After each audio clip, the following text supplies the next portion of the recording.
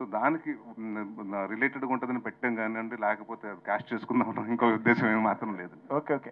అంటే ఇప్పుడు ఇందాక మీరు ఒక మాట అన్నారు, అందులో ఆ ఒక్కటి అడుక్కు సినిమాలో అందులో సెటిల్ అవ్వకుండా పెళ్లి చేసుకోవడం కానీ అదొక ప్రాసెస్, ఇందులో సెటిల్ అయి పెళ్లి అవ్వకపోవడం అనేది ఒక ప్రాసెస్ అని చెప్పి ఒక చిన్న కంపారిజన్ లాంటి డిఫరెన్స్ చెప్పారు మీరు ఈ రెండింటికి మధ్య ఉన్నది. సో ఈ రెండింటికి మధ్యన వాట్ యు రియల్లీ లైక్ అండి? ఇప్పుడు ఈ కంటెంట్ నచ్చిందా, లేకపోతే ఆ కంటెంట్ చేస్తే బాగుండి అనిపించిందా మీకు? ఆ ఒకటి అడుక్కు, జంబలేడు బొమ్మలేడు సినిమాలు ముట్టుకోకూడదండి ఇప్పుడు. ఎందుకంటే నన్ను చాలా మంది అడిగారు, మొన్న కూడా ఈ మధ్యన ఎవరు వచ్చి జంబలేడు బొమ్మ మళ్ళీ చేస్తే బాగుంటుంది అన్నారు. అంటే ఇన్ని క్లాసిక్స్ అండి. సో అంటే చాలా జనాలకు ఇష్టపడిపోయారండి. అంటే అలాంటి క్యారెక్టర్స్ ఉంది ఇప్పటికీ. జంబలేడు బొమ్మ మన బ్రహ్మానందం గారు మేము ప్రతిరోజు నేను చూస్తుంటానండి.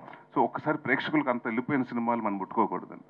సో అలాంటిది కాదు కానీ, బట్ ఒక టైటిల్ అంటే ఇదివరకు నేను కూడా అహనాపల్లి అంటని రాజేంద్ర ప్రసాద్ గారి సినిమా పెడతాం జరిగింది.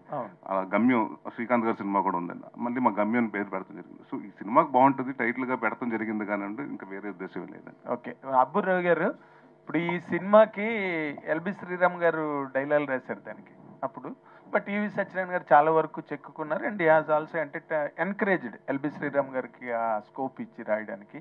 అవన్నీ కూడా ఒక మార్కింగ్, చాలా ఒక న్యూ వెర్షన్, న్యూ కాయినింగ్, ఆ డైలాగులన్నీ చాలా విచిత్రంగా జనాలను ఊపేసేశారు ఆ ఒక్క సినిమాలో. ఇందాకలా మన యాంకర్ అనుష్ గారు, మంజుష్ గారు కూడా చెప్తున్నారు.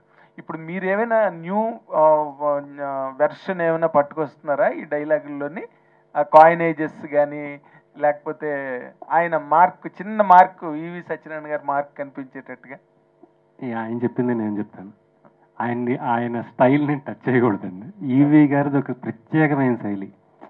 అంటే ఆ స్పాంటేనిటీ కానీ, నాకు హలో బ్రదర్ కానీ ఇంకోటి కానీ, అంటే గోడ మీద